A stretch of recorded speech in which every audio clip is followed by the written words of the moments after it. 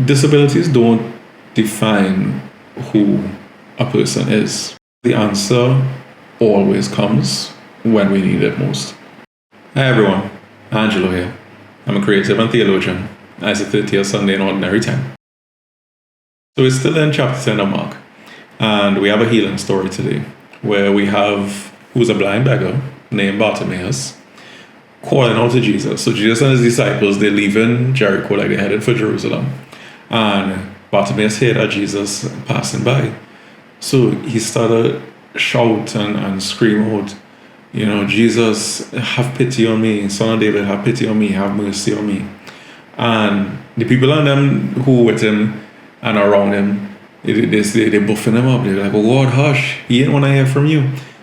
But I stop him all the more. He's screaming at the top of his lungs, Jesus, have mercy on me. And then Christ hears him. And he says, bring him here, call him in.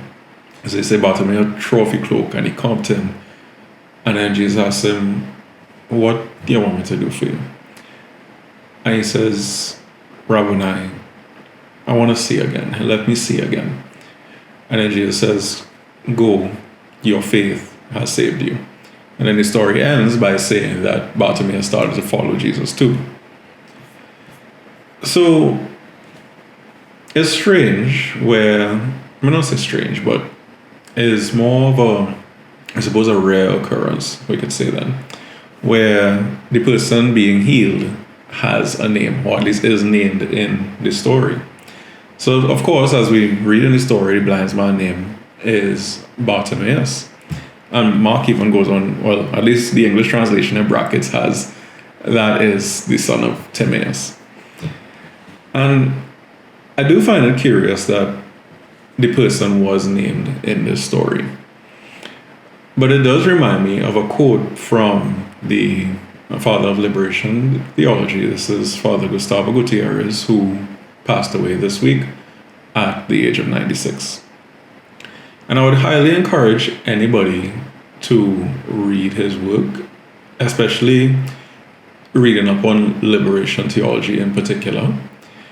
Because, well, at least to me, I feel like there can't be Christian theology without liberation theology. And we wouldn't have liberation theology in the way that we do if it weren't for Gustavo. So, Gustavo, rest in peace. The world owes you an immense debt.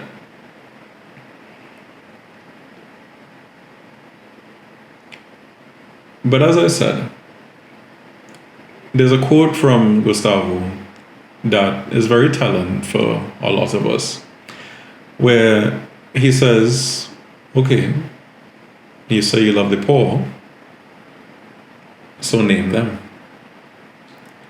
And then we have Mark here naming Bartimaeus.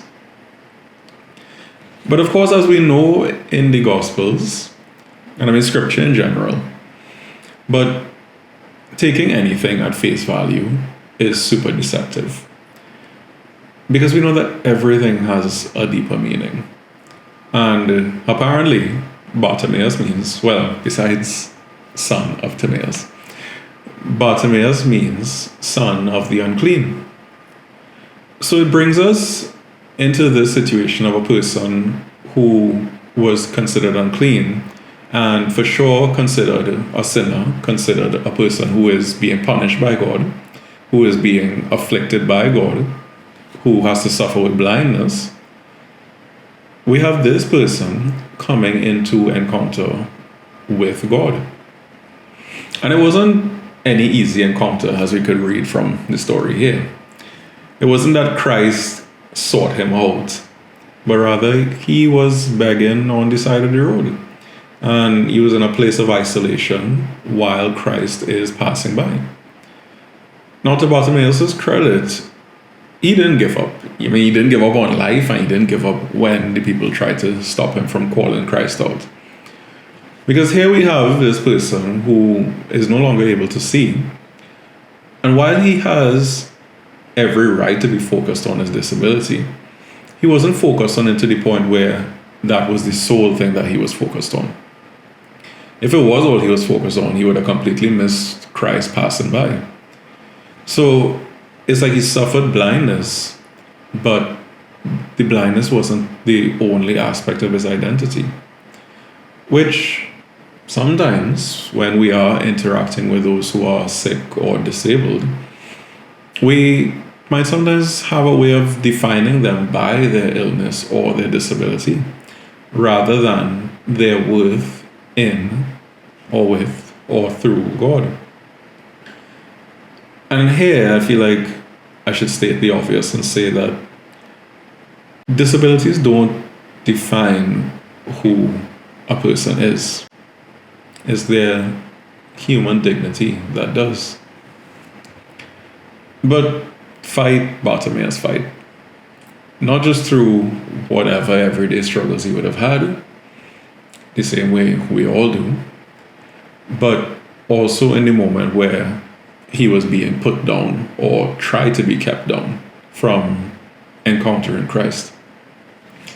And to Jesus' credit too, he wasn't so focused on the crowd where all he was focused on the easily consuming feeling of self-importance. Christ was still present enough in God to hear Bartimaeus' call. So here we have the Son of God meeting the son of the unclean. And the Son of God asked the son of the unclean what he wants, which of course we read that he wants to see again. I think the story does away with the whole idea that we have to be clean or pure in order to meet God. We are already God's beloved. We don't have to earn that love. God already breathed God's Spirit into us at creation. And that fact doesn't change. God is always reconciling everything to God's self, especially God's Spirit in us. But it seems that this is such a back and forth story though. So like for Jesus, for example, he's hearing his name being called, he's probably looking around all over the place. Who calling me? And at first can't see who it is or can't figure out who it is. And then for Bartimaeus too is very back and forth in the sense where he was doing whatever he was doing, presumably begging. And maybe he was just even begging for the time of day and all. And then when Jesus says to the people to call him here, the same people who putting him down now have to be the ones to bring Bartimaeus or at calling. Bartimaeus, he jump up and he makes his way to Jesus. The story says here he threw off his cloak and he jumped up and went to Jesus.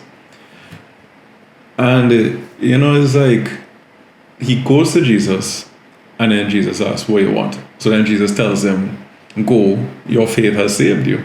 So it's like he jump up, he come to Christ, and then Christ is like, okay, go. And then when he's able to see, when he goes on his way, at least I imagine he listened to Jesus. And when he goes on his way, he realized he is able to see again. So then he starts to follow Jesus. So it's like very back and forth. The same way too, our lives could so often feel very back and forth.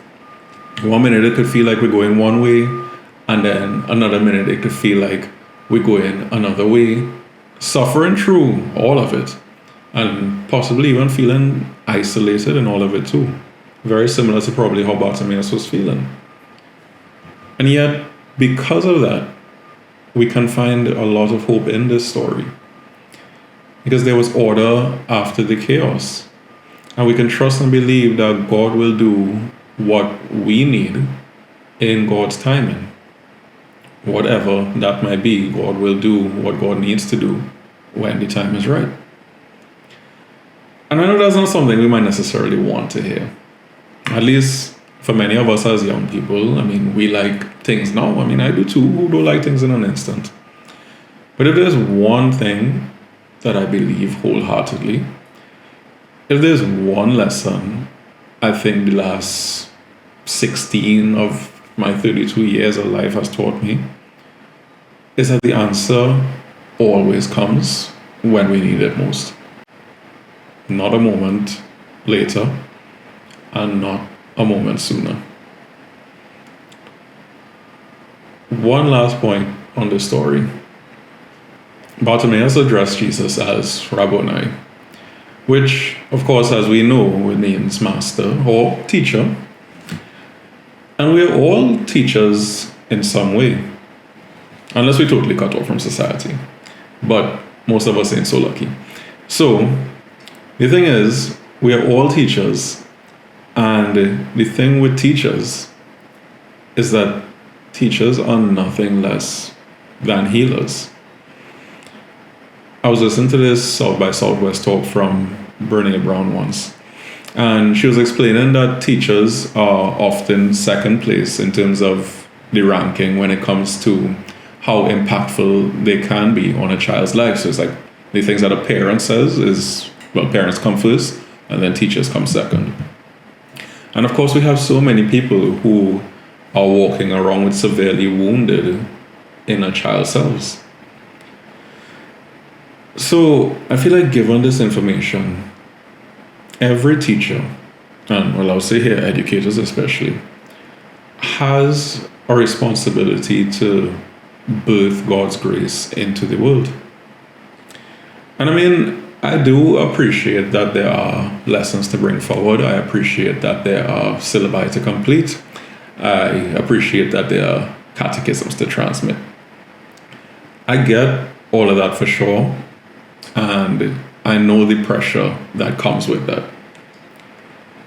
At the same time, I just feel like there's so much more to life than completing tasks. So in the same way that Jesus didn't treat Bartimaeus as a task to complete while he was going along on his way, my dream is for all of us, and educators especially, is to relate to whomever we are teaching, whether it is something at work or in a classroom or on a field or in an informal setting, no matter who we're dealing with.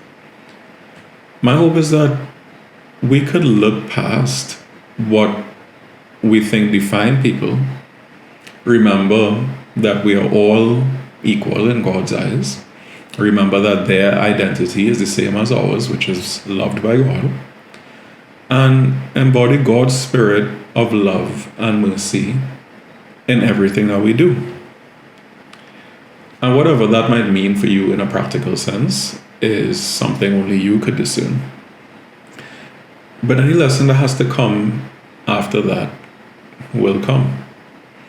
Anything you're trying to help someone see, they will see. And the way we relate with people, first and foremost, that makes all the difference. Anyways, that's it from me this week. And as always, I appreciate you so much for watching. Thank you.